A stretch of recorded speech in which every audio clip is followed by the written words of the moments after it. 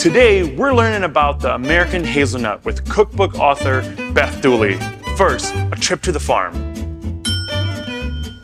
Hey Beth, so good to see you. Tell me a little bit more about this place. Oh, I'm so glad you're here, Yia. This is one of my favorite farms. They are using regenerative agriculture practices to grow beautiful food. And we both know that how food is grown and where it comes from makes a huge difference in flavor, which is what we're both interested in. I'm so excited. Let's get started. All right.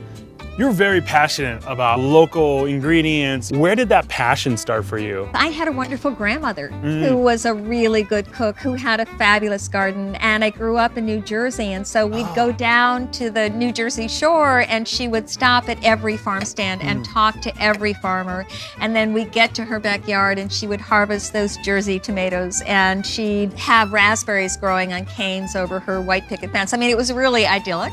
And when I came to Minnesota, I found foods that really spoke to me in the same way.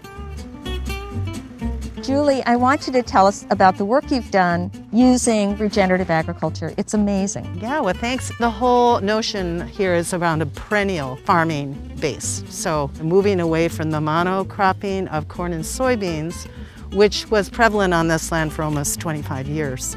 At the very basic level, we're cover cropping, we planted perennials, and we're reintroducing livestock. And all of those together result in restoration of a land. Of course, essential to that are the people who care for it. Hey Josie, tell us about these garlic. This year we grew 3 different varieties. I think that a lot of people, when they think garlic, they just think garlic. Where they're like, oh, there are varieties of garlic? You're like, yeah, man. We are really excited to be growing some of these soft necks that store a long time and have a really different flavor profile from the hard necks. The hardneck is a little shorter lasting, right? And the flavor is softer. It's softer. So it's nice that we can have the choices as a cook. So Yia, now we're gonna meet Farmer Wyatt and learn about hazelnuts. So we've got American hybrid hazelnuts here. These are a cross of the native hazelnuts that you'd find all across Minnesota. They're a much smaller kernel than you'd see in like the commercial varieties, but they've got a ton of flavor, and these plants do a ton for the environment. They're really efficient at taking excess nitrogen out of the soil, and they put a ton of carbon back into the ground. Their roots will go 12 feet down and 12 feet in every direction on either side. And these are young plants. These are only about 3 years old. How old are they before you guys can start harvesting? It depends on your environment. Some people start to see their first nuts after about 3 years. So we have a few plants that are mature enough. But on average, in that 5 to 7 year range is when these plants will really start producing. But they will produce nuts for well over 100 years if you maintain the grove properly. Awesome. This is like the first time I've ever seen hazelnut like in this form. You know, I just see it the final product. Yep, this is what you'll get out of the field. You know, these have been dried and partially processed, but they still need to be cracked to get that kernel. If you're going for oil, you can have some of the shell fragments mixed in, and you can run it through a press. For flour, you got to get the product really clean. So this one little plant does so much.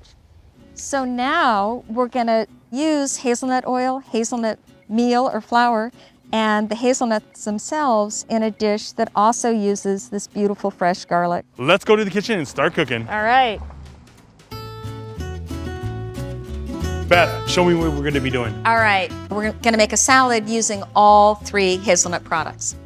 We're gonna start by roasting squash. This is honey nut squash. It's growing locally, and it is a beautiful squash because it's so incredibly sweet. And what I like about it is that it's mostly flesh and not a lot of seed. Right? Farm to table, it's a trendy term. And before it became trendy, this is something that you are very passionate about. What drove that passion for you? I have to be honest, flavor. You know, Yia, they gave us some of the most beautiful garlic. What, maybe 2 cloves? I'm a classic over garlic grape. And so I got curious about why does it taste better? Well, it tastes better because it's grown in really nutritious soil, because it's not traveling millions of miles to get to our table, and because it's in season and it's super fresh. Combined with the fact that regenerative agriculture, it's capturing carbon. It's filtering water, so we're keeping nitrates out of the Mississippi River. I mean, there are all of these benefits, but to me, first and foremost, is the fact that the food just really tastes good. Yeah. Okay, and we're just gonna spread it on the pan. You want to make sure that nothing's touching so they all get nice and crisp. When I see people roasting things, they bunch it up Yeah. and then actually steams it. Yeah. It's not really roasting it. So Exactly. you really want enough space for everything to individually roast. Absolutely. Let's move on to those crackers, Awesome. okay? We're using this beautiful hazelnut meal. So just to review, it's the hazelnut after it gets pressed for oil, and then they take the hazelnut and then they grind it up, and then you get this product out of it. Just Isn't that genius. amazing? One Yep. nut, 3 products. Yep. So cool. So I put 1 egg white in. Okay. Then I'm gonna add some Parmesan cheese. Okay. Then a little bit of black pepper, fresh rosemary. Can you smell that? I know, I can. Oh, It's beautiful. it's great, isn't Yep. it? And this is where the fun begins. So we're gonna use our hands, and it takes a couple minutes for it to come together. This is where little food science comes in, right? Because Right. if you had gluten, you would overwork it That's by right. needing too much. But there is no gluten in there, so you're gonna have to actually work extra hard. That's exactly So it's right. like almost the opposite way of when you're thinking about working with flour dough. That's exactly right. And if you have a 5-year-old at home, it's a great project. You leave yeah, them I with- know. You're like, exactly. Mommy's going out to get milk. Just don't move until. I'm just going out for dinner. Yeah. This is what the dough is going to look like. Yeah. And then we're going to put it on parchment paper. We want this to be really Yep. thin, okay? So then when it bakes, it's super crispy. Yep. Really crispy, almost hard, right? We talked about how Yeah. hazelnuts have 3 Yeah. 3 products. Actually, if you buy hazelnut oil, you get 4 things. You get a roller, You free get roller. a rolling pin. Yeah. That's about right. Don't worry about the cracks, Yep. because what we're going to do is take a knife and just trim everything off. And the pieces that we don't use are going to crisp up, and those are going to be just like a toasty garnish for the salad. It seems like that's the philosophy of these hazelnuts, you know, like nothing goes to Yes, waste. So exactly. So I know this doesn't look very pretty, but wait till you see it come out of the oven. looks beautiful. Beautiful. Love the roasty on it. Talk me through how we're gonna put this salad together. All right. I started the dressing already, but I'm going to show you what I put in, okay? I've got a little bit of this really nice mustard in there, and then this is a local vinegar. And then we have our nice oil. Obviously, Okay, yep. and so I'm just going to add a little more oil to this and whisk it in. And then what we're going to do is dump the roasted squash into Okay. the bowl.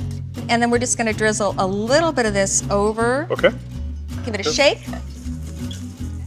And then to that, these are Regent apples. Yeah. They're sort of an heirloom variety. Oh, cool. Yeah. A few green onions, a few dried cranberries, Yep. because we have fresh cranberries in there. That'll add some pop. A little bit of chopped up parsley. Yep. And then just a few red onions. Now, I've soaked those in cold water because Okay. that takes the bite out of them. Yep. And then, yeah, I'm gonna let you do your magic. We're just gonna plate that up and make it pretty. We have the crackers that are ready to go. Look at how crisp those are. Oh, wow. Okay, yeah. So Oh, they're like kind of hard. I gotta They give are it, hard. give it a little pressure. yeah, give it a little pressure. You can really taste that Parmesan in there. Isn't that nice? There's like a little Parmesan crisp almost. Yeah. All right, there's our salad. It looks delicious, and I'm really hungry. Yeah, me too. Beth, this looks delicious, but not only that, it looks beautiful with all these vibrant colors in here. First bite here. So good.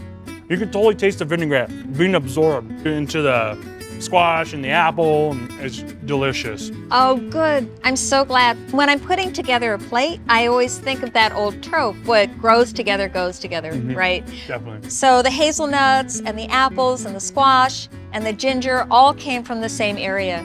And they work together so beautifully and they're so vibrant because they've been grown in really good soil. So- And that's what this is all about. Beautiful. Maybe they tell you you should have a restaurant or something. Yeah. Right.